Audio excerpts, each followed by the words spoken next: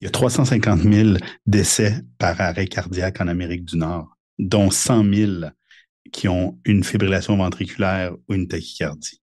On le sait que lorsqu'un patient a une FV ou une TV, ils ont généralement des meilleurs taux de survie que ceux qui ont des asystolies ou des activités électriques sans pouls. Malheureusement, il y a 40 à 50 des patients qui ont des TV-FV qui deviennent réfractaires. Est-ce qu'une étude canadienne aurait pu venir montrer comment faire pour gérer ces patients-là? C'est parti. Bienvenue à Francophone, une communauté francophone en soins critiques.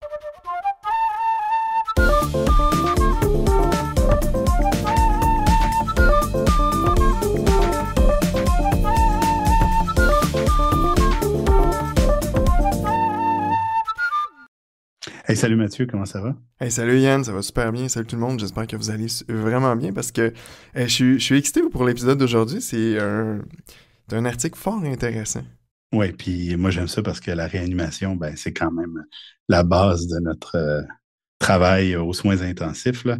Donc, comme je le disais dans l'intro, aujourd'hui on va parler de l'étude DOSE-FV, qui est une étude canadienne qui a été faite juste à côté de chez nous en Ontario. C'est vraiment une étude intéressante. Il y a beaucoup de choses à dire. Vous allez voir.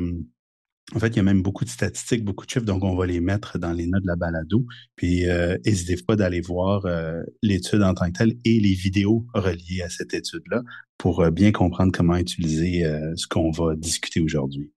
Donc, essentiellement, cette étude-là est venue évaluer le traitement standard de défibrillation versus un traitement qu'on appelle VC, Vector Change, et un traitement qu'on appelle DSED, c'est Double Sequential External Defibrillation. Donc, pour le besoin de notre podcast, on va utiliser le terme DSED, VC ou standard.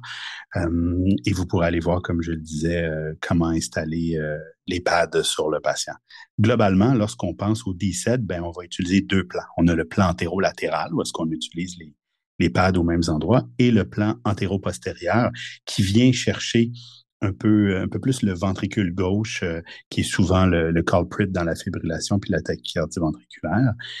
Et le VC, lui, au lieu d'utiliser un plan antérolatéral, c'est uniquement un plan antéro-postérieur. Il faut comprendre que dans l'étude, lorsqu'il utilise le D7, puis comment on doit utiliser le D7, c'est qu'on doit avoir deux défibrillateurs pour utiliser ça, alors que pour le VC, il y en a juste un qui est nécessaire. Comme on utilise deux défibrillateurs, il faut donner les chocs quasi simultanément, donc à moins d'une seconde d'intervalle entre les deux. Donc, on donne le choc, c'est le même opérateur qui donne le choc antérolatéral et antéro-postérieur, comme je le disais, à moins d'une seconde. Donc ça, c'est un peu la base de comment on doit procéder. Puis, il faut comprendre aussi que pour eux, pour l'étude et pour la littérature en général, une FV ou une TV réfractaire, c'est après 3 défibrillations standard, pardon. Donc, après le troisième, c'est là qu'on peut commencer à penser à nos mesures alternatives pour essayer de régler les FV-TV qui sont réfractaires. Et à noter que les 3 défibrillations standards sont en général séparées par 2 minutes minimales de RCR, comme les règles de la CLS le suggèrent. Donc, Mathieu, l'étude a été faite durant la pandémie, puis malheureusement, à cause de la pandémie, il y a eu une première pause pendant la pandémie si je me rappelle bien, d'un 2-3 mois, pour le temps que tous les paramédics, comme je le disais, c'est une étude préhospitalière, donc tous les paramédics puissent réorganiser et se protéger adéquatement. Et à la fin de la pandémie, la pénurie de ressources humaines qui touche partout dans le monde entier, en Ontario ne fait pas exception, a dû être arrêté par le manque de personnel et il ne pouvait plus assurer les standards de qualité pour faire l'étude. Donc, globalement, il y a eu comme 405 patients, environ 33 dans chacun des groupes, donc 130-140 patients par groupe qui ont été évalués et il y a 4 variables qui ont été évaluées. L'outcome primaire était la survie au congé de l'hôpital et dans les outcomes secondaires, il y avait l'arrêt de la fibrillation ventriculaire. 2, le retour à la circulation spontanée qu'on appelle communément le RUSC. Et l'autre, un survie neurologique adéquate avec un score de Rankin en bas de 2. Donc, qui fait que le patient n'a pas de symptômes, pas de séquelles ou de très légères qui ne l'empêchent pas de fonctionner dans la vie. Donc, c'est pas mal ça qu'on a évalué. Comme on le disait, il y a beaucoup, beaucoup de chiffres. Puis, je ne veux pas rentrer trop dans les détails. On va vous mettre les tableaux en note de la balado. Mais il faut comprendre que, globalement, la stratégie DSED a été efficace à tous les points de vue. Autant la survie neuro, l'arrêt de la fibrillation, le RUSC et l'état neuro. Et ça va même avec des risques relatifs de 2,21 lorsqu'on le compare au traitement standard pour la survie neuro, alors que le VC a été partiellement efficace avec des risques relatifs de 1,71 pour la survie neuro, toujours quand on le compare au traitement standard. C'est à peu près ça les chiffres importants à retenir, mais globalement, on a vraiment vu une supériorité du DCED sur le traitement standard, puis une demi-supériorité, si on peut dire, de la VC, du Vector Change, sur le traitement standard. Les deux groupes étaient pas mal identiques. C'est comme d'habitude, c'est des hommes dans la soixantaine, 80 à 90 des hommes 64 ans. Beaucoup de RCR par bystander, comme on voit maintenant de plus en plus si on compare au début, dans les années 90 ou au début des années 2000. Donc, pas loin de 60 des patients ont reçu un RCR par un témoin sur place. Et les temps étaient intéressants. Donc, les temps entre l'appel 911 et l'arrivée des ambulanciers étaient de 7 à 8 minutes, ce qui est assez standard au Canada. Puis, il faut comprendre qu'il y a beaucoup de ces cas-là qui ont été faits dans la région rurale en Ontario. Et le temps entre l'appel 911 et le premier choc était de 10 minutes, donc environ 2 à 3 minutes après l'arrivée des ambulanciers. Donc, globalement standard. Et comme je le disais tout à l'heure, parce qu'ils n'ont pas été capables d'honorer ces temps-là par manque de personnel, ils ont dû malheureusement arrêter l'étude. Alors, c'est quand même assez impressionnant, Mathieu. Fait à brûle pour point comme ça, c'est quoi ta première réaction lorsque tu vois les résultats de l'étude de dose FV? Ben, je trouve ça super. C'est en plus une étude canadienne, donc c'est littéralement de la population qu'on traite, là, vu qu'on est des Canadiens. Euh, Puis le fait aussi, tu disais que c'était une étude qui a été arrêtée prématurément par manque de personnel et non à cause de l'intervention en soi. Donc, l'étude est peut-être pas assez forte pour dire que ça change le standard de pratique, là on s'entend, mais faut les regarder, puis les analyser, puis les intégrer à notre pratique peut-être un petit peu plus significativement, vu que c'était un arrêt à cause du manque de personnel et non par l'intervention. Oui, puis ce que tu racontes là est intéressant parce qu'il a l'air d'avoir quelque chose de significatif malgré peut-être la faiblesse un peu de la puissance, mais il n'y avait jamais aucune étude qui était venue montrer un bénéfice de faire du DCED ou du VC. Et là, c'est la première fois que ça se démontre. Effectivement, le DCED, tu sais, autant sur la survie que l'arrêt de la fibrillation ventriculaire, puis même le outcome neurologique à la sortie de l'hôpital. Donc, c'est vraiment une stratégie de défibrillation qui semble vraiment, je veux pas dire supérieure, mais elle est très intéressante à tout le moins par rapport aux autres stratégies. Donc, ça vient bousculer un peu mes connaissances. Bon, c'est sûr, comme pharmacien, c'est pas moi qui pèse sur le piton hein, quand on zappe. Puis c'est un petit peu moins pharmacologique comme traitement, mais ça vient bousculer un peu mes algorithmes ou mes schèmes de pensée, là, personnellement. Je trouve ça très intéressant. Puis une des choses que j'ai notées aussi, en termes de traitement, là, c'est dans les groupes, là, les médicaments. Ben, c'est sûr, comme pharmacien, c'est un peu ce qui m'intéresse, entre guillemets. Ce qu'on se rend compte, c'est que dans le groupe du DCED, c'est un groupe qui a reçu moins d'épinéphrine. Puis tu sais, l'épinéphrine, hein, on se rappelle, c'est un agoniste bêta. Donc, ça va stimuler l'inotropie, la chronotropie. Quand tu as une fibrillation ventriculaire, c'est peut-être pas le meilleur agent. Tu sais, c'est comme essayer d'éteindre le feu avec de l'huile. En effet.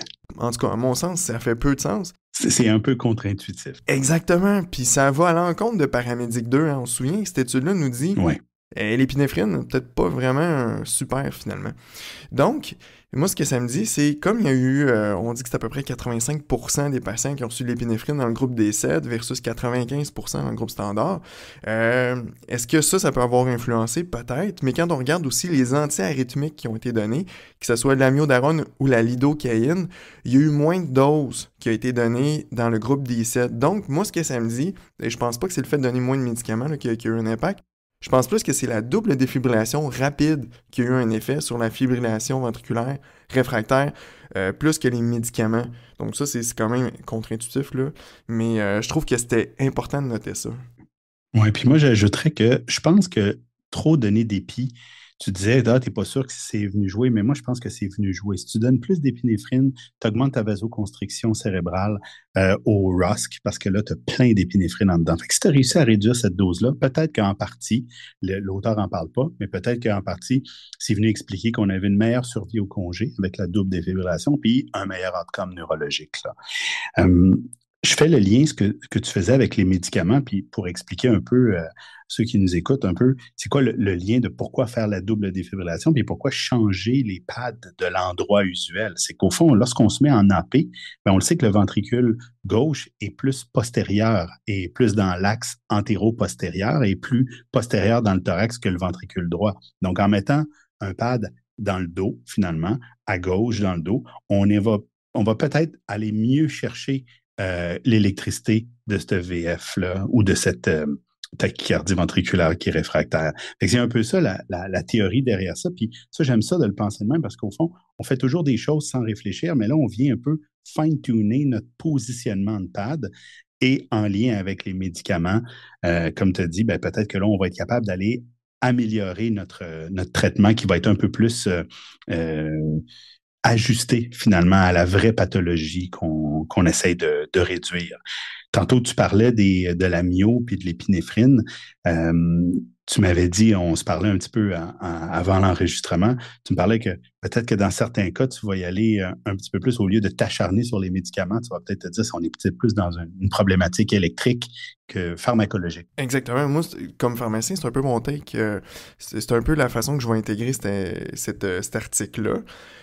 C'est de me dire, tu sais, dépendamment du cas, parce qu'on s'entend un patient il fait une alternance entre du sinusal puis l'arythmie ventriculaire, tu te dis, bon, ça fait peut-être du sens, là, finalement, de continuer mes médicaments. Mais le patient que tu n'es pas capable de casser, peut-être que lui, effectivement, continuer de donner des médicaments, c'est peut-être pas la bonne alternative, puis ça serait plus l'électricité, effectivement, qui serait à optimiser. Puis la façon d'optimiser ça, ben, c'est de changer les pads de place. Donc, comme pharmacien, dépendamment du cas, peut-être qu'au lieu de continuer à préparer des médicaments, peut-être que je vais lever le flag, lever la main en disant, là, est-ce que ce patient-là serait dû à optimiser l'électricité et dire que là, on serait peut-être dû à changer les pads, là. Ouais. Puis le fait que si on n'a pas de ROSC, puis on a vraiment une TV ou une EV qui persiste, on n'aura pas un bon débit cardiaque. Donc, nos médicaments ne vont pas se rendre aussi bien que si, par exemple, on a de la FV ou de la TV qui est réfractaire avec des périodes de ROSC, parce que là, le sang circule, la pression artérielle augmente et là, on est capable de faire bien perfuser nos médicaments, ce qui n'est pas le cas lorsqu'on a une TV continue ou une FV continue. C'est vraiment intéressant. C'est juste dommage qu'ils ont dû arrêter l'étude avant. Peut-être qu'ils devraient la refaire. Ou je ne sais pas s'ils peuvent ajouter une portion à ça pour avoir un plus grand nombre de patients pour montrer le trend. Mais globalement, je ne sais pas ce que tu en penses, Mathieu, mais moi, ce que je dirais à ceux qui nous écoutent, puis moi, en fait, ce que je vais changer, c'est que je ne vais pas changer ma manière de réanimer un patient en début d'arrêt cardiaque. Je pense que nos 2-3 chocs standards doivent rester.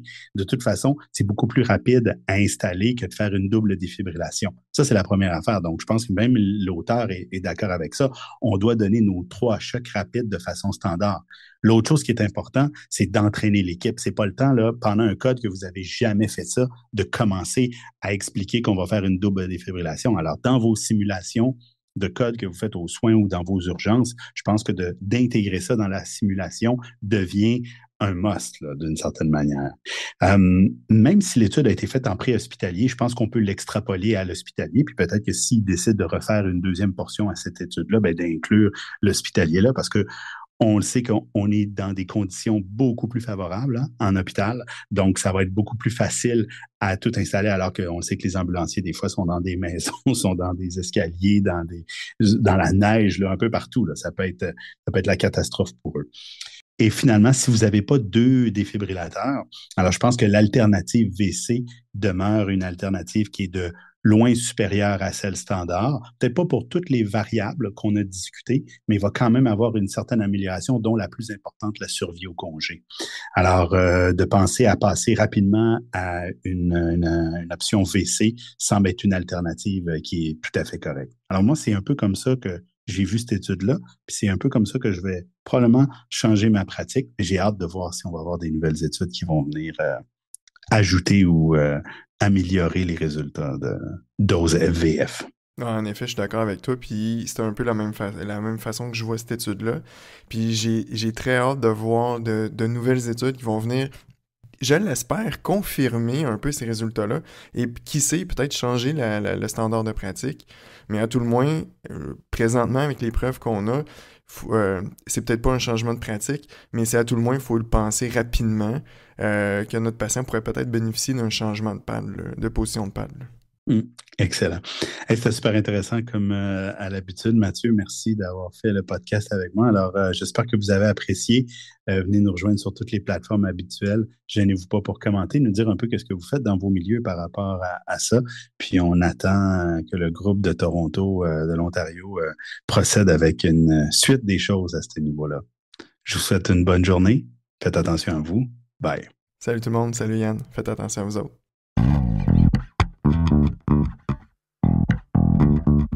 L'information contenue dans cette balado-diffusion est de nature informative seulement et ne remplace aucunement le jugement ou l'avis d'un professionnel.